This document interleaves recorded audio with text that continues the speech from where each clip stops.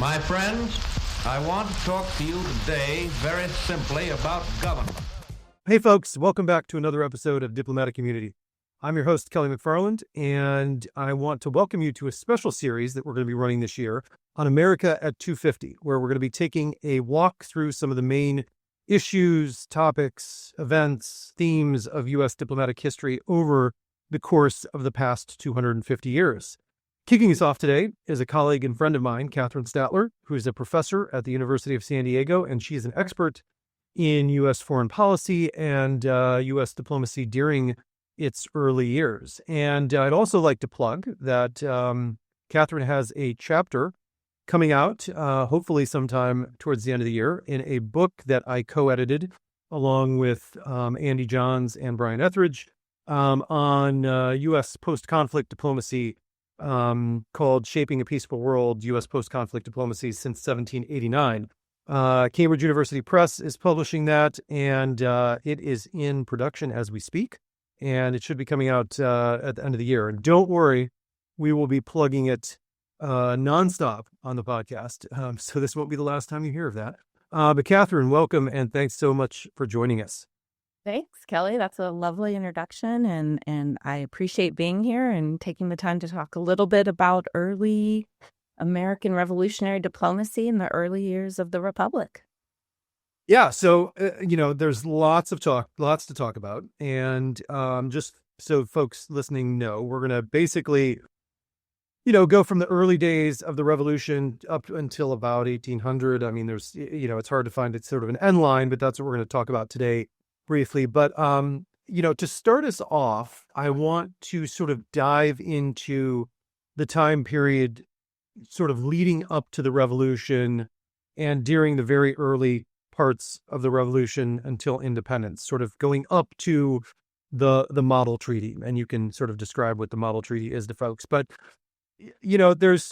this wasn't like the founding fathers and Jefferson and Franklin and Adams and these folks had like a clean slate or anything when they were thinking about diplomacy. They had very fixed ideas on what diplomacy should be, how American diplomacy, or how at least they wanted it to differ from or relate to European or sort of old world style diplomacy. So what were their thoughts, going into this period? Sure. The founding fathers they're a little worried about Europe. They view Europe as corrupt, European leaders as problematic. They're not in agreement with the power politics that go on. And honestly, I would start with the 7 Years' War to understand how we get to the American Revolution in the first place. This is power politics at its nastiest. It's known as the 7 Years' War. It's also known as the French and Indian War because it pits the British and the American colonists against each other. It's the 7 Years' War that's the first time that Americans start referring to themselves as Americans. And in part, that's a reaction against being in the British Armed Forces. They don't like British discipline. They don't like the British marching in rows and being shot at. They're very critical of their experiences in the British Armed Forces as they're fighting the French and various Native American tribes. So this 7 Years' War, 1754 to 1763, what it does is it gets the French off the North American continent. They lose to the British. And this is this rival that the colonists have had, right? They hate the French. They accuse the French of atrocities during the 7 Years' War. And so, but suddenly this rival is gone. And now you're just left with the British and the Spanish to a lesser degree, because the Spanish get some of the French Louisiana territory as sort of payback for being on the losing side. And so here you have the Americans sort of looking with disgust at European politics. They want to steer clear. But now Britain becomes the rival. And Britain becomes the rival because Britain is broke after fighting the 7 Years' War.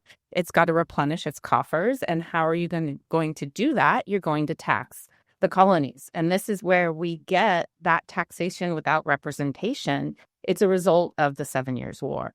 The other thing the 7 Years' War does, though, so the French are still hated, but as we get closer and closer to the American Revolution, and the founding fathers realize there's no way they're going to win this thing without allies. And so who's the obvious ally? It's France, because France wants revenge against Britain.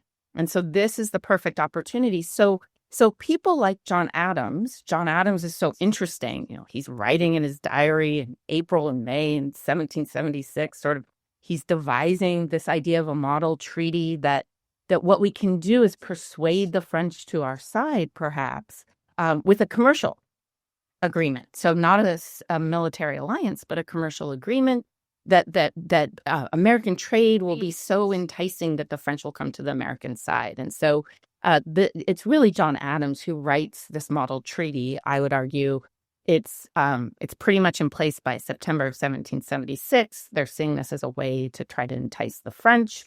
And of course, the French are not going to be persuaded simply by American commerce. And so this is really sort of not the end of the model treaty. It's going to show up again in one of the two treaties that are ultimately agreed to in 1778. So when we get the Franco-American Alliance, one treaty is the Treaty of Amity and Commerce, and that's really based on John Adams' model treaty. But then the other treaty is, of course, a standing military alliance between the United States and France. And so the founding fathers are really, they have this idea that they could potentially steer clear of European affairs. Again, this idea you're dealing with these corrupt entities, but ultimately self-interest is going to win out. They're not going to win the American they have no chance at the American Revolution without an alliance with France. They're going to have to make a deal with the devil. That's what they do. Yeah. So, and that's really where, you've got this reoccurring theme. And one thing I want to have listeners, not just in this episode, but in all the episodes we talk about, is to think about, the ways that this may seem like it's so long ago, 250 years ago, but these things are still things we're grappling with in the United States today. This idea of, idealism versus realism. You've got this model treaty, you've got this disdain for, as you mentioned, the corrupt nature of old world politics and old world diplomacy. They're constantly fighting and having wars between each other because of these issues, because of this sort of power politics and this realpolitik that they want to steer clear from.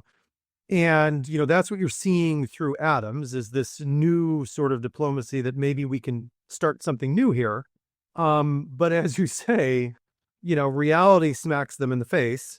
And there's a real understanding even before 1778, but as soon as things really kick off, that we need an alliance with someone, because we need money, we need arms, we need munitions, all this stuff that is going to help you win the war. So they turn to the French. So talk about, the war period and sort of, Franklin goes to Paris and, is this, a chameleon of changing nature and just very intriguing personality that goes to France to try to win the alliance and the friendship of the French. But then Adams goes too, couldn't have two different personalities. So talk about, how did we get to that realization? How do they try to navigate that? Because we're still navigating this idealism versus realism issue.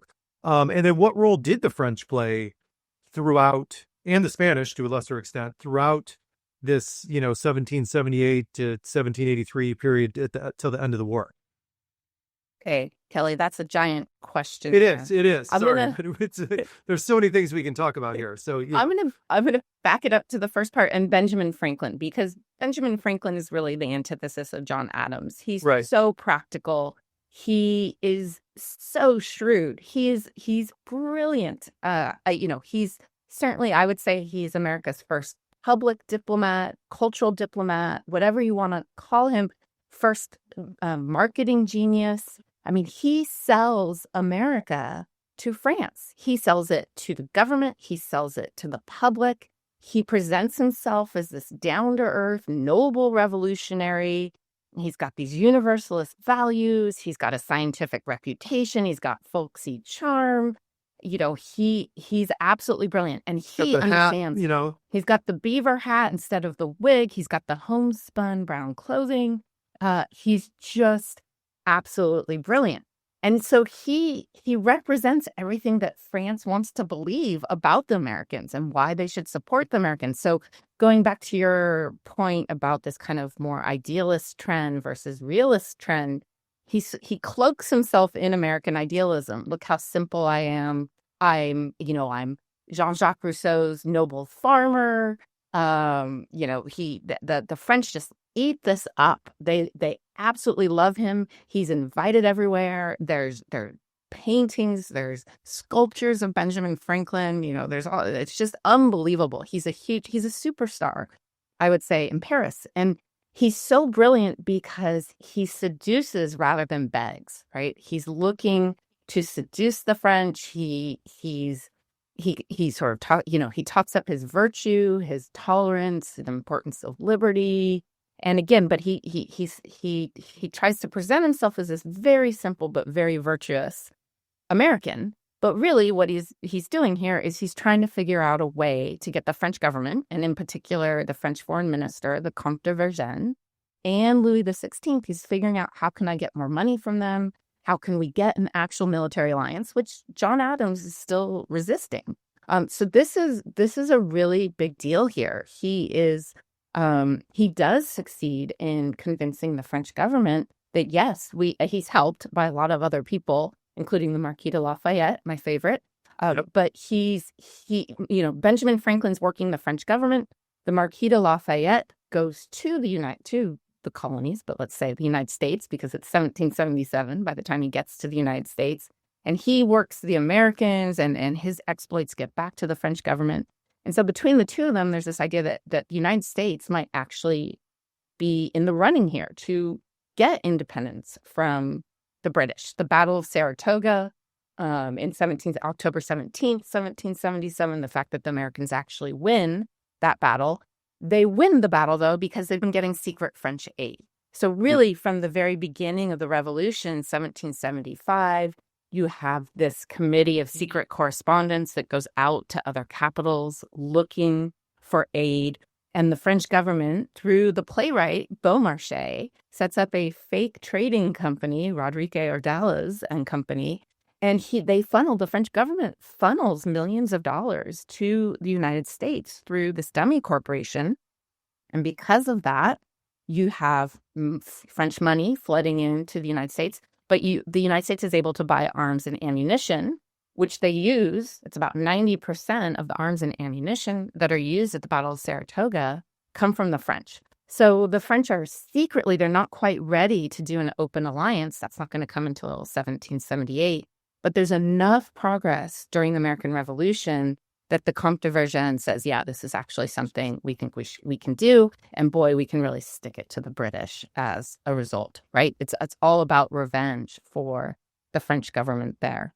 I'll stop there for now, and then I can continue on sort of all the way through the American Revolution. But let me stop there if you want to rephrase something. No, that's good. It's and that sort of the alliance in 1778 then sort of, we don't normally think of the American Revolution as a world war, but in 1778 it becomes one. Yes. Because of the involvement then of the French and the Spanish, which, not only just, you can think of it in the terms of like the French sending arms and money to the States, but their ability to draw the British off in other areas is hugely important for the Revolution, and to the point where the British are actually more interested and more worried about certain other areas than they are the colonies. So plays a huge role in that. And so, there's also, I wanted to mention this, a plug for somebody else's book. But I can't remember the name of the author, but you might know this. There's a great book called Brothers in Arms. Yeah. That talks about this and goes into the Spanish and everything. And it's fantastic. If anybody wants to read it, I can't remember the author's name, but, so take us up to the end of the war then, because obviously, the French do play a major role. You have French troops, At Yorktown, the role of the French fleet at Yorktown is indispensable to victory there. But then we have to then negotiate an end to the war. So walk us through, that's the first, kind of major diplomatic event outside of the working with the French, that, negotiation with an enemy or a combatant that the U.S. takes on in its history on its own. So, kind of fill us in on like what's happening in Paris. What is the negotiation like? So again, I would start us with the 1778 alliance itself, because you can't understand the ending of the war without that alliance. Right. So the alliance, you have the Treaty of Amity and Commerce. So France becomes the first country to recognize U.S. independence. So this is huge. And in return for recognizing U.S. independence, then France is going to have special trading rights, special trading privileges. And the thing that's so interesting here, what France is so focused on, is wood, American forests, right? All these virgin forests here that can be harvested, because what does France want? It wants more ships. It wants the masts, it wants the planks, it wants the beams. And all this is, of course, to rival the British Navy, which is, of course, the most important navy in the world at this point in time. So you have that. And then you have the actual military alliance where France promises to protect American liberty, American sovereignty, American independence. And what's really interesting about that treaty is that France and the United States agree they won't make a separate peace with Britain. And so I'm bringing this up because this gets us to the 1783 treaty. So that is important. The other thing I want to emphasize about the alliance is that the Comte de Vergennes and Louis XVI, in that alliance, they treat the Americans like equals. They're very generous. They agree to give up any claims on North American territory. So again, they're sort of removing themselves as a potential rival, because Americans are always very fearful. Could the French turn on us? Are they going to try to take territory? And so they're very clear that they're not going to. So this alliance is remarkable in how fair, we talk about the power of politics. It's very fair to the Americans, because the French are going to get what they want, which is the defeat of the British, right? This is really the goal. So even though we have this military alliance and things are looking up for the American Revolution is not going so well. In 1779, the Marquis de Lafayette goes back to France to beg for more men and more arms and an actual naval fleet to come to the United States. So this is a big deal. In 1780, George Washington is in despair. I feel like George Washington is in despair most of the American Revolution. He starts off, he begs the Continental Congress for an actual standing army instead of militias, right? And again, that's that kind of idealistic versus realism at work there, that this idea that we can just have a bunch of volunteer militias and that will save us in the American Revolution. I think that that's still a myth today. And you've got Washington saying, no, there's no chance. And John Adams agrees with them. We need a disciplined army. We need disciplined officers, enlisted men. We got to pay them. There's no way we win this thing. And so again, that combined with the French aid, which this military alliance provides, is what saves the Americans. Because what happens in 1780, the French send their fleet. And so 1780 to 1781, the tides start to turn. The Battle of Yorktown is obviously the most important battle of the American Revolution. But what everyone forgets is it's really the French Battle of Yorktown. It's not the American Battle of Yorktown. So there are more French troops than American troops. It's the French Navy, led by de Grasse, that has blockaded Cornwallis in the Chesapeake Bay. It's the French who decide on the Battle of Yorktown anyway. Washington wants to head back and regain New York, and the French say, absolutely not. We have no chance of this.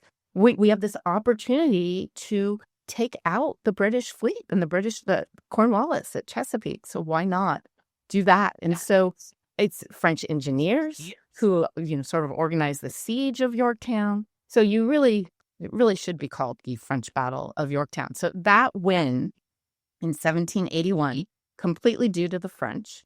And it's the French, the British want to surrender to the French at the Battle of Yorktown. And it's Marquis de Lafayette who says, no, you really have to surrender to the Americans here. So it almost was a British to French surrender going on at Yorktown.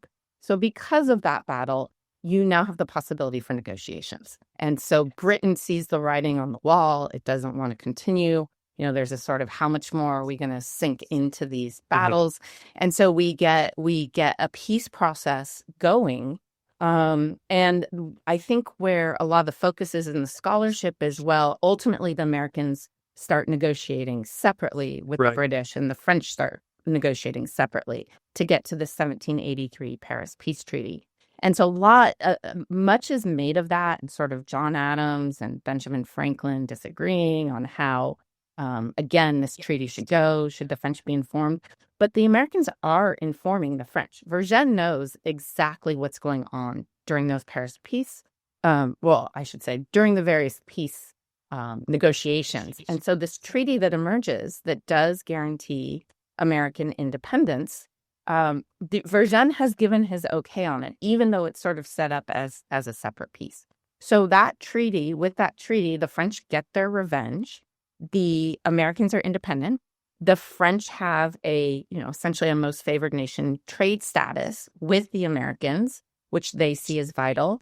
The British have been slapped in the face. You still have issues of the British they're staying in the Northwest, their northwestern forts. You have all sorts of commercial and fishing rights that haven't been agreed to. Some of the boundaries are a little bit unclear, but nonetheless, this is American independence, which without the Franco-American Alliance is just not possible. And so even though there is some friction as these negotiations are going on, especially as we get to 1783, I would still argue that the Franco-American Alliance is intact at that point. And so, yes, they're separate negotiations, but in the end, Vergennes gets exactly what he wants. What he also gets is a massive, massive debt because of this. So historians sort of disagree on this. I'm not sure about the numbers, but I've heard something like, if you put it in today's dollars, the French probably spent $500 billion on the American Revolution. And so, of course, this is going to lead to their own French Revolution by supporting the Americans. But really, I think the sort of, did the Americans betray the French, or did they sort of go behind their backs? Did they practice their own power politics here and self-interest? Might be a little bit overplayed for that 1783 treaty. I hope I answered your question. No, that's perfect. And that's interesting. I'm glad you talked about sort of that, not necessarily myth, but like that one line of thought on that. But it's interesting, though, to your point, the British go into such debt beating the French in 1763, ends up leading to the American Revolution. The French go into such debt by 1783, defeating the British and letting the Americans, helping the Americans win, that they then have a revolution in 1789, which we'll get to in a minute. But all right, so moving forward, independence, war is over. We're still living in this weird period of American history to some extent where we're under the Articles of Confederation. And the writing becomes apparent fairly quickly that this thing isn't really working, especially in terms of foreign policy, treaty making, all that kind of stuff, trade. So that leads to the Constitutional Convention in 1787, the ratification of that in 1789, and we've got the Constitution, the president, all that kind of stuff that we know of today. So what role did the foreign policy aspect of things play in that transition? And, how did that, in what ways were there major changes to U.S. foreign policy because of the institution of the Constitution? It's a really interesting question. I would argue that foreign policy plays the major role in the Constitution. Not to say that the Constitutional Convention isn't addressing domestic weaknesses, rebellions, concern about how the government handles this, internal trade, but really it's foreign relations. So it's the need for a national defense, not a state-by-state defense. It's the need to be able to tax, and it's the need to be able to raise an army. These are critical issues that the Articles of Confederation do not address. The other fun one is nationally regulated trade. Under the Articles of Confederation, you have to have a unanimous vote by every single state to raise tariffs, which today might actually sound pretty good, right? We might want a state by state vote to raise tariffs against other countries. But at the time, of course, this is a disaster. And then the other problem is negotiating with these corrupt European powers that practice realpolitik. Are you going to send 13 ambassadors to Britain? Yes, you are, under the Articles of Confederation. And so you have to deal with these issues. The other thing I'll say, though, is that the Federalists, and we're sort of getting to the Federalists versus the sort of Democratic Republicans, but not quite yet, because Thomas Jefferson, James Madison, John Adams, George Washington, they're all on the same page that you need a stronger form of government to deal with Europe, that there's no doubt about it, that they are not fans of the Articles of Confederation. But what I think what they do is you could argue they exaggerate the fear and insecurity and paranoia toward Europe maybe not, but I think there's a little bit of exaggeration of fear and insecurity. And so anti-federalists like Patrick Henry are very clear. You're exaggerating the threat. You're exaggerating the threat to national security. Do we really need this Constitution? The overwhelming answer is yes, we do. And so it's a very practical, I would argue, decision that you get a functioning U.S. government that can negotiate, a unified government that can negotiate as one against foreign powers. So it's really national security in a lot of ways that is driving the formation of the Constitution, which I'm not sure that many people would disagree with. Right, but I think it's important to point that out to folks that, aren't diplomatic historians like us, that, that it was the driving force. And I think you would have seen, if it didn't happen in 1787, you would have seen it sooner rather than later, some sort of convention like this, as the United States grew financially, as its economic heft grew, as it expanded. The government under the Articles of Confederation was untenable, or was going to become untenable, even more so as the United States grew in power. So, so 1789, something else big happened outside of the U.S. Constitution. That's the French Revolution. And this is when things, not that they weren't interesting before, but things get really interesting in the 1790s in the United States as it pertains to the U.S. and France, and then also how this drives, in many ways, the split between the Federalists and the Democratic Republicans. So the Hamilton, Washington, Adams on one side, Jefferson and the others on the other side. So why don't we start with talking about the French Revolution and what that meant for the U.S., because we're still under this alliance, right? And that's absolutely the question, and, leads in part to some falling out between different factions over what we should do in aiding the French or not. And I mean, there's so much here that we can get into, but let's just kind of start with that conversation, because you've got Jefferson, who's pro-French. You've got Hamilton and others that lean to the British, but definitely aren't pro-French. So walk us through that early stage as we're trying to decide how to play this, what's happening in France, and what we're supposed to be doing as a treaty partner with them. So I would remind everyone that when the French Revolution first breaks out, the Americans welcome it with open arms, because it looks like it's going to follow the American Revolution. It looks great. You're gonna maybe you might have a constitutional monarchy. Maybe you're going to do away with the monarchy. You're going to have the Declaration of Rights of Man and Citizen that is modeled on American ideals seen in the Declaration of Independence and in the Constitution. So this is looking great. And then it starts to take a real serious turn. And so sort of skipping a bunch of history between 1789 and 1793, by the time we get to the Great Terror of 1793, it looks like the French government, the French people, the country has just spun off the rails completely. And so it's my favorite my favorite. It's not, the painting is not directly about the French Revolution, but Goya's Saturn, I think it's devouring his son, where you sort of this idea that the French Republic is eating itself, it's destroying itself from within. It's just this incredibly violent, brutal, one government toppling, one individual rising, sort of toppling after another. Keep in mind, the Marquis de Lafayette was in charge of the French Revolution for a bit there before it takes this violent turn. And so, again, the American public says, great, the Marquis de Lafayette is going to lead France.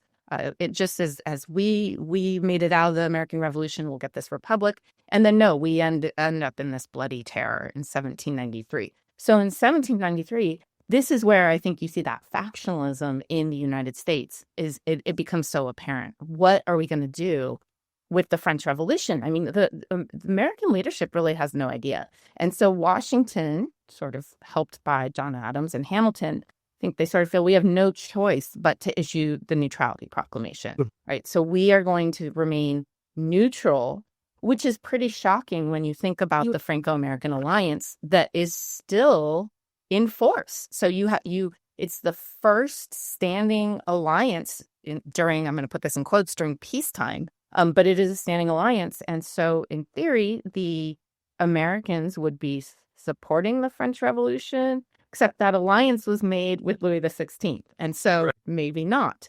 So this is a way, I think, it's not like this brilliant, sophisticated tool for sort of buying time. It's the Americans really have no idea, I think, what to do here. Right. And so it's the proclamation of neutrality. And let's see where this goes. And it kind of goes from bad to worse, 1793, 1794. The terror is ongoing. We finally see a little bit of calming down in 1794. But keep in mind here that the Marquis de Lafayette is, of course, threatened. He has to flee France. He's captured by the Austrians. He spends 5 years in jail. And the Americans do nothing. This is, the other hero of the American Revolution. Huge. And they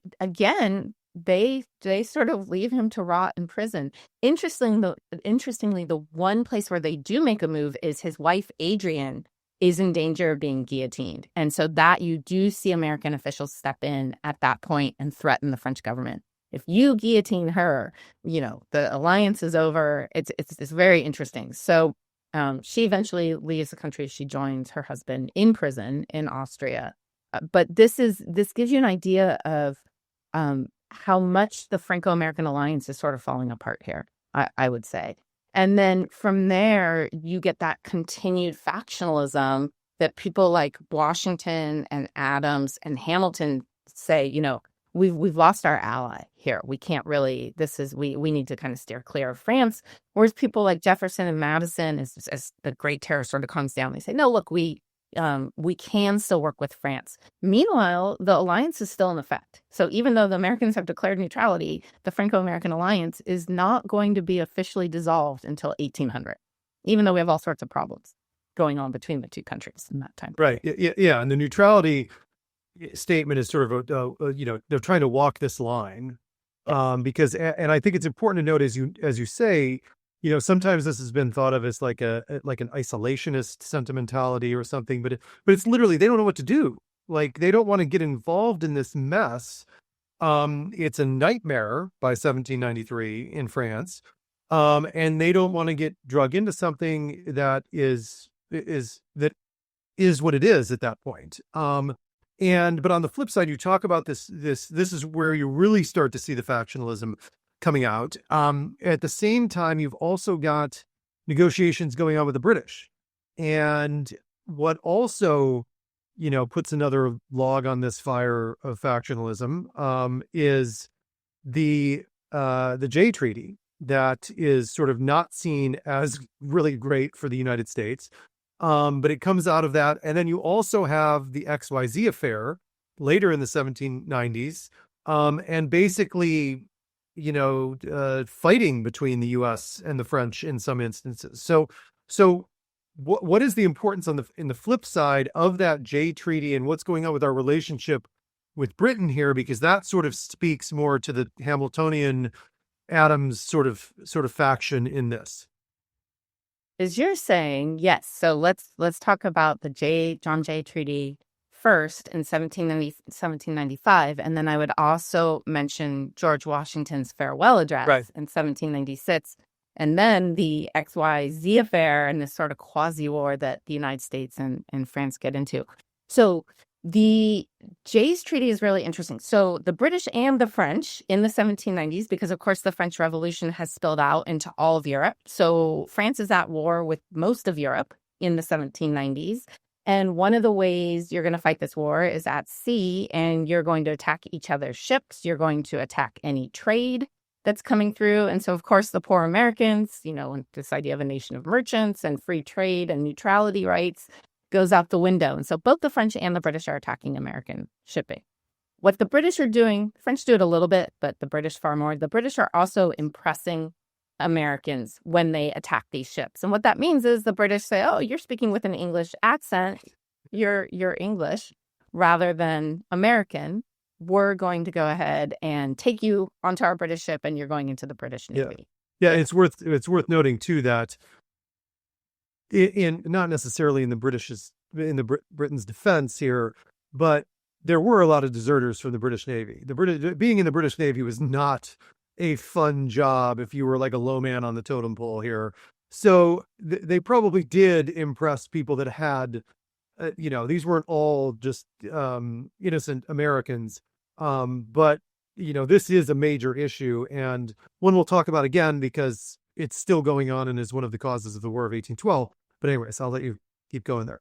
Of course. So absolutely, there are plenty of deserters there. But of course, this is an infringement on American neutral rights. And so this is the major problem. So the treaty itself doesn't deal with impressment. And so that, of course, angers Jefferson and Madison because they say, well, you didn't really resolve the issues of American sovereignty here.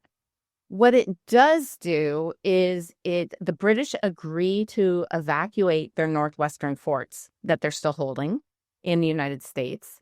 They open up the British East Indies, which is not so helpful for American trade, but a little bit helpful for American commerce. But the American commerce is still limited in the West Indies, which is the Caribbean at this point in time. And it's the only reason they got that much is because Britain and France are at war. So the British don't. So it's this idea that you see throughout the 1790s, and I'm not the first person to talk about this by any means, but European distresses, American successes. The fact that they get a treaty at all in 1795 is because Britain is distressed as it deals with France. And so it satisfies Washington, Adams, the Federalists. They say, look, we've calmed tensions down with the British, but for people like Jefferson and Madison, this doesn't really go far enough. And as you point out, this is going to be an issue all the way to the War of 1812. It's one of the major reasons the United States is going to fight its second war for independence, which is the War of 1812. So the other thing I would point out is the Federalists sort of win the day with George Washington's farewell address in 1796 because they warn against entangling alliances. And you mentioned, this U.S. policy, some people have described it as a bit isolationist in the 1790s. And I wouldn't say that. I think the United States is still very much engaged. The Neutrality Proclamation is just a way to try to protect the United States. Right. The farewell address is a way it's directed against France. I mean, I agree with other scholars. There are many scholars, I'm going to point out Alexander de Conde in particular, who have written, hey, this was directed against France. This is not no entangling alliances. It's let's get out of the alliance with France because it no longer serves us. We've had the French Revolution. The French government's a disaster. Napoleon's rising. War with everybody. Yeah. War with everyone. This is going to drag the United States down. And so here's a chance to really get out of it. And so it is that address is not isolationist at all. It's just advocating for a clear foreign policy change, a change of ally there. And again, the French are attacking American shipping. So not quite as much as the British are, but they're very active. Which brings us to the XYZ affair. It kind of plays out 1787, in 1787. So John Adams is president at this point. He sends representatives to France, just as they had done with the Jay Treaty. They send representatives to try to resolve some of these issues on trade and neutrality rights. And so he sends 3 representatives, John Marshall, Elbridge Gerry, and Charles Pinckney, and they go to France, and they're supposed to meet with the foreign minister, Talleyrand. Okay, so Charles Maurice de Talleyrand, who is his own fascinating character because he was hanging out in the United States during the French Revolution. So he's a refugee in the United States.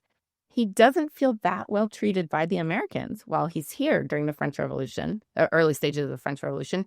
He's now back in power, working with Napoleon. So he is foreign minister. So before he'll even meet with these delegates, he sends 3, technically they're 4 French agents, but 3 French agents who are known as XYZ. They're anonymous. And they go to the Americans and say, look, before you can even meet with Talleyrand, you are going to have to pay a $250,000 bribe to him. And I think this is the revenge for how he was treated in America. You're gonna give a $12 million loan to the French government, and Adams has to stop criticizing France. And so this is, there's no way the Americans can actually meet these demands. So they leave in a huff, they go back.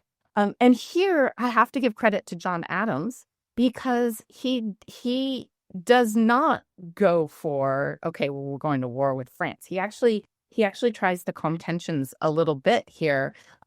People, members of Congress are clamoring for war, and he tries to calm things down a bit. And so they actually, between Adams and Talleyrand, they avoid a full-scale war. But what you get from 1798 to 1800 is this quasi-war, where the French are still attacking American ships. You have the Americans arming their merchant ships. There's something, I think they talk about repel by force any assault by a French ship. And then Congress in 1798 passes an act to declare the treaties no longer obligatory to the United States. And so it's not the end of the Franco-American Alliance. It's not an official end. That, again, doesn't happen until 1800. But you really see that Franco-American Alliance really falling apart in this time period. And so American support of France just plummets, and the Federalists win here. If you're looking at, are we going to be more pro-British or are we going to be more pro-French? Yeah, and I think, the 1790s oftentimes gets forgotten, I feel like, Absolutely. in American diplomatic history, but it's such a fascinating decade because of all the things you just talked about.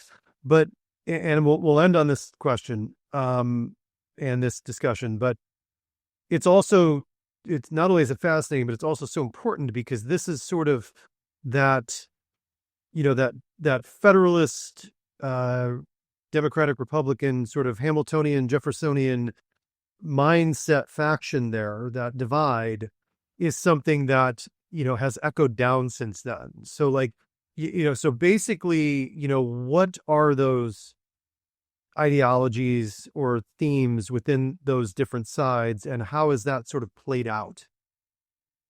It's an easy question. It's a great question. I'm not a huge fan of sort of dividing them quite like that. I mean, you're really talking about, okay, Hamilton focused on commercial, right? We're a nation of merchants as opposed to Jefferson's. We're a nation of farmers. You're looking at Hamilton, his emphasis on, creating a national bank, paying off American debt, this kind of financial institutions. We could talk about it. I mean, I might even call it economic liberalism, which then might put him a little bit more toward Jefferson. So I guess my point is, I think it gets very mixed. So this idea that Hamilton is, kind of the commercial realist.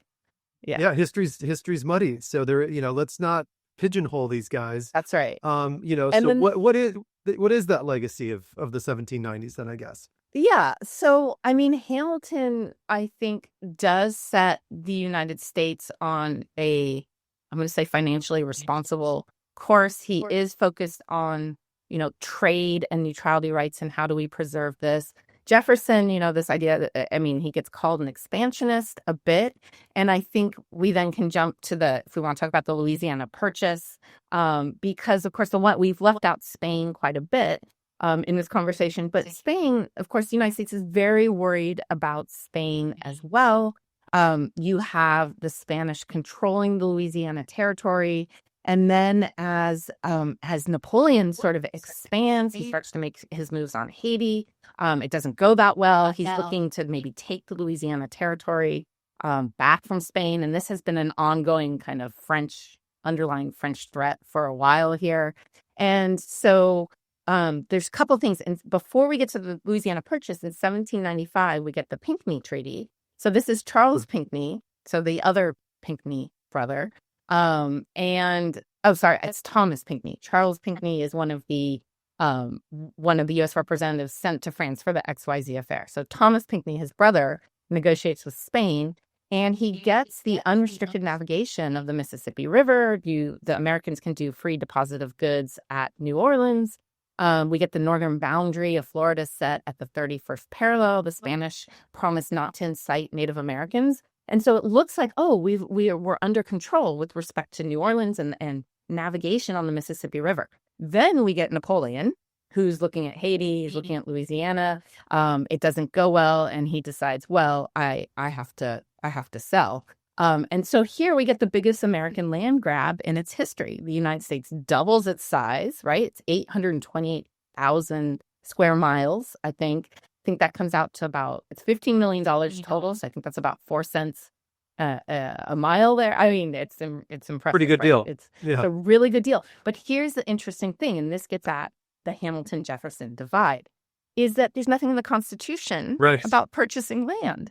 And Jefferson sort of asserts his executive authority and the authority of the federal government, which is supposed to be Hamilton, right? Jefferson's supposed to be more about states' rights. But as president, things change. And so because Congress is on board, the Supreme Court's on board, everyone's on board with this purchase, because Jefferson is laser focused on New Orleans. He understands how important it is, navigation of Mississippi. And so it's unconstitutional, but they agree to the purchase of Louisiana. And so this is why I think things get so muddy, that you can't really, in a lot of ways, Jefferson and Hamilton, they are both realists. They are looking to the U.S. national interest. Jefferson is obviously more pro-French. Hamilton is more pro-British. But ultimately, in the end, they're going to come down. They're going to do what they need to do to make sure the United States survives. And that's exactly what he does in 1803. Right. And he set a precedent for us being able to purchase Greenland. So, he sure did. Sure did. Yes, absolutely. But all right. Listen, Kathryn, we could go on talking for forever and ever, but people probably would have tuned out at this point. So, but anyways, thanks so much for this fascinating stuff. And I think it's important just to kind of note that, these things, we know this as historians and we harp on this to our students and to anyone who will listen, but, this stuff may have happened 250, 230 years ago, but it has, unbelievably important precedents and meaning for today, and what the government does, how our government acts, and what we can and can't do because of precedent and things like that. So fascinating to talk about, and I appreciate it.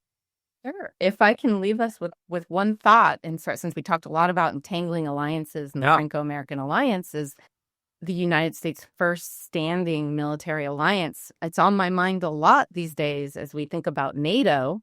So America's only other standing military alliance, and our relationship with France right now. And I wonder if we're not in the process of untangling ourselves from another alliance. And we can certainly debate the benefits and the drawbacks, but I find that so interesting that here we are 250 years later, really looking at another standing military alliance that has benefited us so tremendously, right? Without the Franco-American Alliance, we don't exist. And NATO has provided a lot of peace and stability for many decades at this point. So very interesting where we are today. Yeah, exactly. Yes, that's why we study history. So, That's right. All right. Thanks, Kathryn. Good seeing you. You too. All right. That was fantastic.